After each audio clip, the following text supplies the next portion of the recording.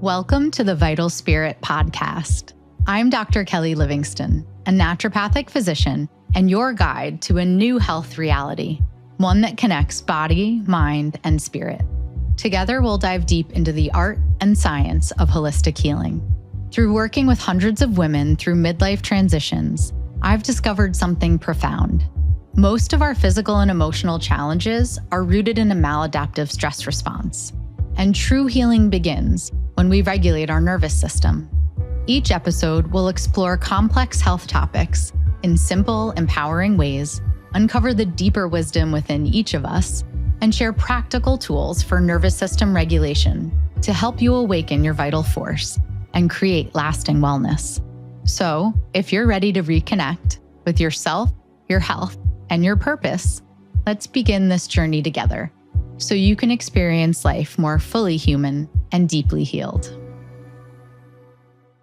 So imagine this. A woman walks into my practice in tears, and she says, "I'm exhausted all the time. I can't sleep. I'm bloated. I feel like I'm going insane before my period, and no one can tell me why." She's 43 and a working mom, and she's been trying doctors and medications to suppress her symptoms for years. But what she doesn't know is that her symptoms are clues, and you're about to help us solve the case. This is the Vital Spirit podcast, and today we're diving into a different kind of episode, a mystery, a healing journey, and a story about reclaiming power, vitality, and truth. I'm Dr. Kelly Livingston, a naturopathic physician, the creator of the Vital Spirit method, and founder of Roots Deep Medicine Clinic. Welcome to Who Killed Her Energy, a true crime health mystery. This comes from the fact that I'm a little bit of a true crime junkie, and from a very young age, I was really drawn to forensic psychology. It was a path I almost went down as a profession, so I hope you enjoy this somewhat fun episode and you can learn something to apply to your own health journey or help a client or loved one on theirs. So let's start with the crime scene. Let's meet our patient. Her name is Sarah. She's 43, a married mom of two, and a graphic designer. She came to me after listening to my podcast, and a couple of friends of hers had said that they had seen me and liked working with me. She said, "I heard you talk about rage before your period, and I just burst into tears. That's me. I'm screaming at my kids, crying in the car, eating chocolate chips for dinner, and I hate it. I used to be a grounded person. Can you help me?" So today we're going to do just that. Let's start with some of the evidence. So these were some of her top complaints. And again, those are chief complaints as we chart them in medicine. I'm not saying that she was complaining. So her chief complaints were chronic fatigue, no matter how much she had slept, PMS rage and weepiness around her period, insomnia with especially waking at 3 a.m., brain fog and irritability.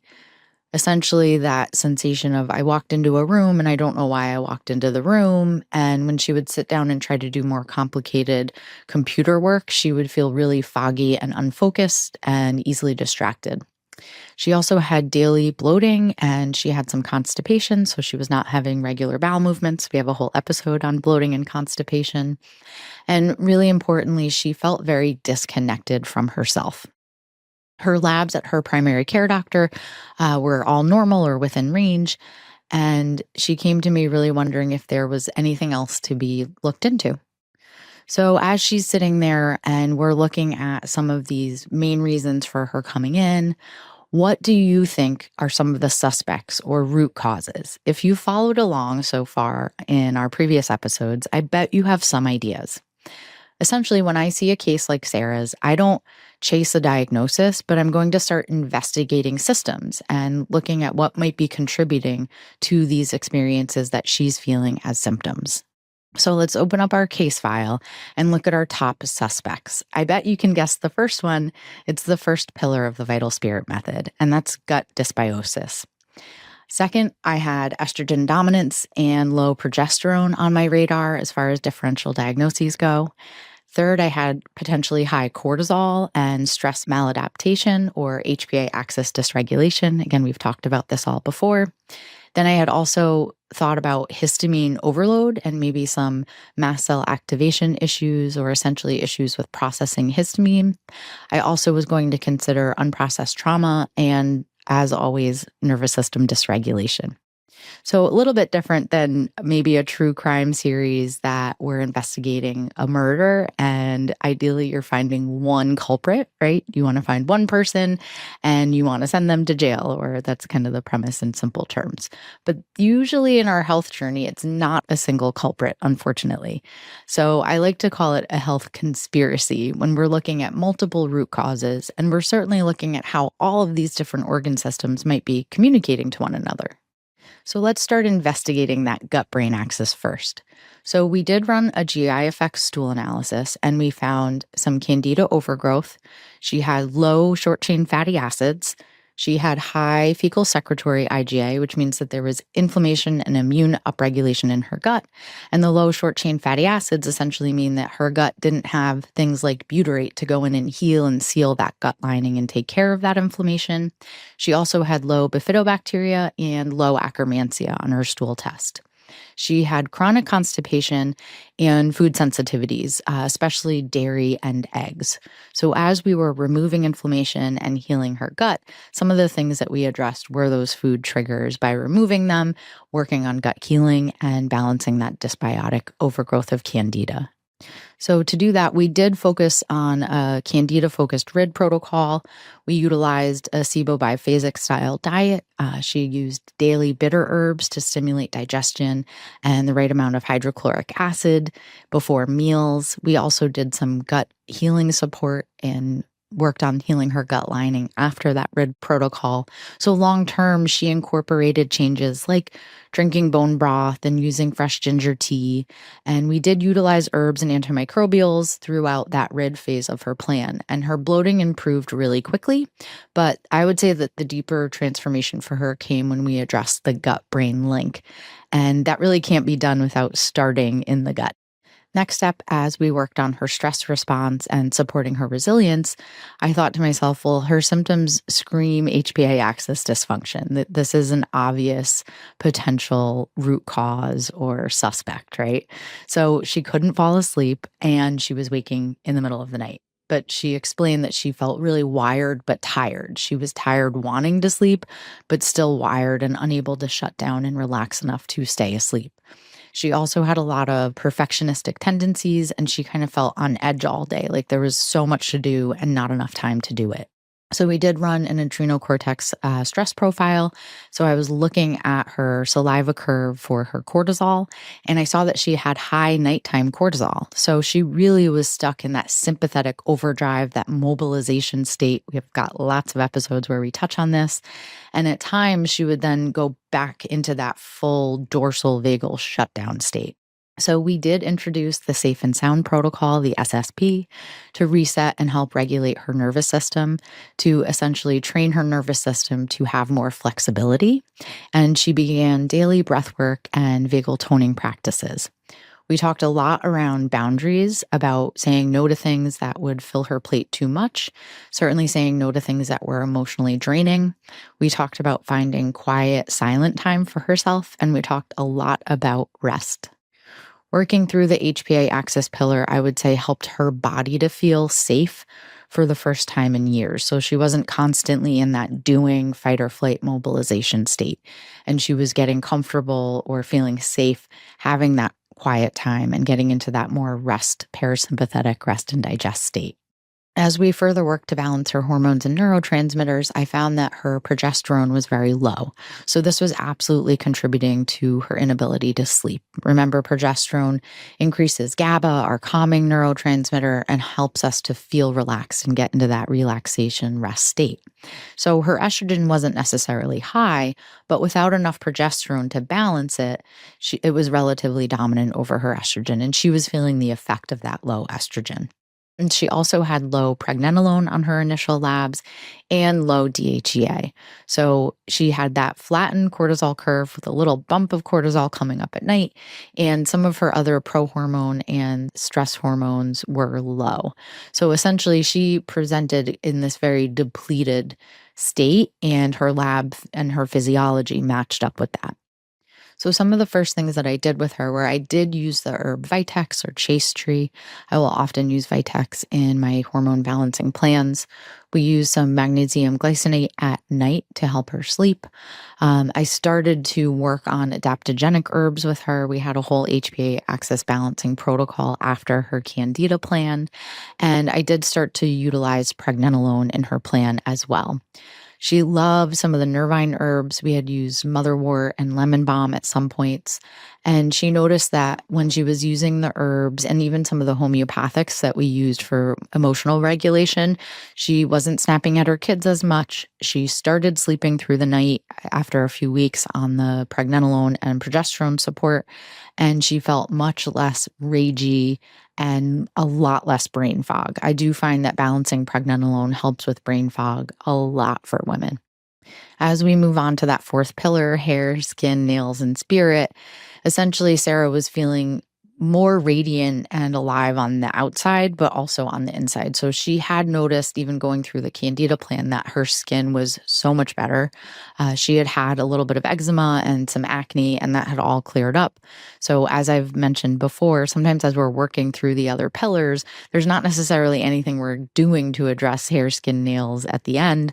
We're certainly consistently and continually working on our spirit and our vital spirit throughout the whole program, right? But Sarah's language really changed around how she described how she felt. So initially, she wasn't just tired, right? She was disconnected from herself. She had said, I don't even recognize myself anymore. I used to be fun. I used to dance. Now I'm just surviving the day. These were words that she had explained in a couple of her first visits. And I had started introducing flower essences, specifically to kind of speak to her vital spirit or vital force. So I used Rescue Remedy in particular for emotional regulation, used Olive for depletion, and Wild Rose for apathy and loss of joy. I do remember at one point we had also used some sepia homeopathically, but again, her journey evolved over the course of a few months' time. And so we weren't necessarily using everything all at once, but we were utilizing different natural tools and modalities throughout our time working together.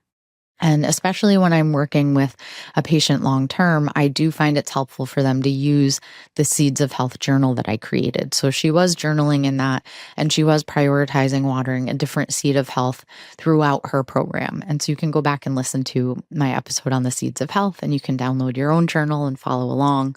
She loved taking walks in the woods during this. This was something that she really liked to do when she was a kid.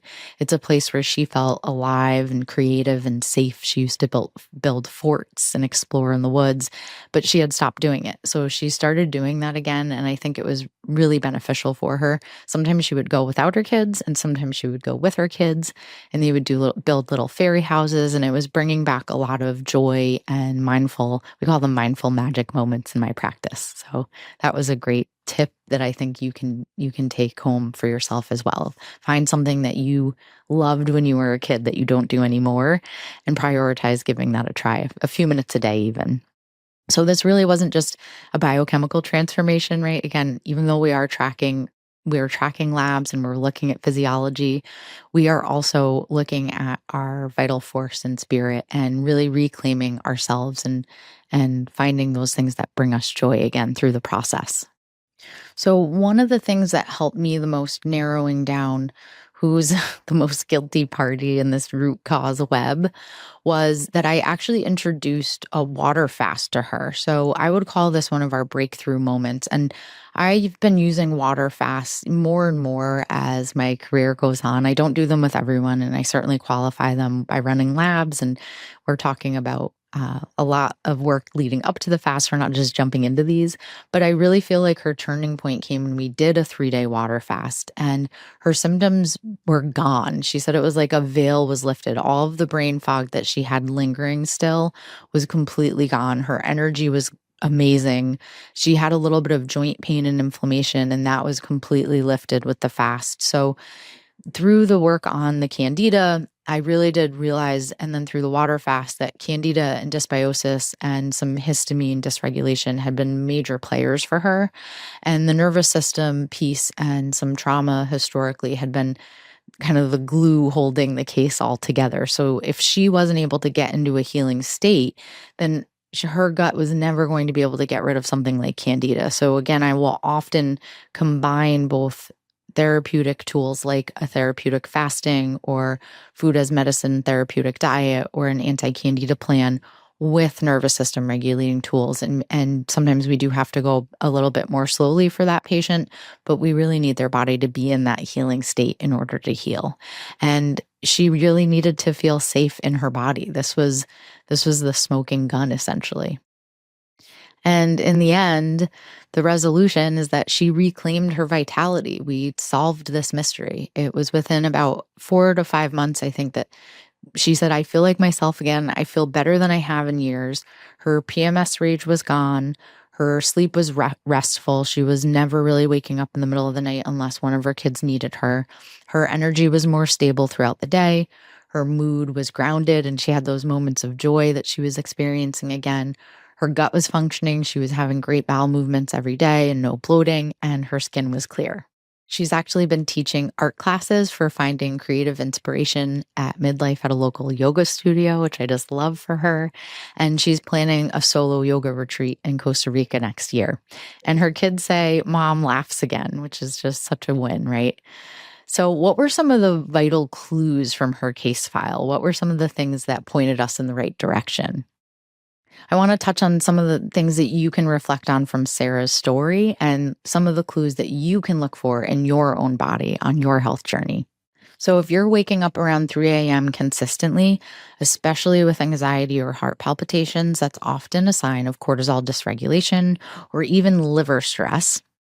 If you have PMS rage and insomnia, then those are classic signs of low progesterone, especially in perimenopause, even if your estrogen is normal. And if you have daily bloating and brain fog paired with sugar cravings and crashes, then this could mean that candida is in the picture, especially if you've had a history of taking antibiotics or being on hormonal birth control. And if you have any skin issue involved, I highly recommend looking into your gut health and potential dysbiosis as a culprit. These are not random symptoms. They're part of the story your body is trying to tell you. They're part of the mystery that you can unravel. I want to give you a little inner reflection prompt as we wrap up today and leave you with this question. What part of you has been dismissed in your own healing journey? The woman who feels too tired, too sensitive, too emotional, too much? What would it look like to bring her home with compassion, with curiosity, and with courage? I encourage you to take this episode today and apply it to your own life and your health journey and start thinking about some of the suspects that might be contributing. Remember, your symptoms are not random. They are clues.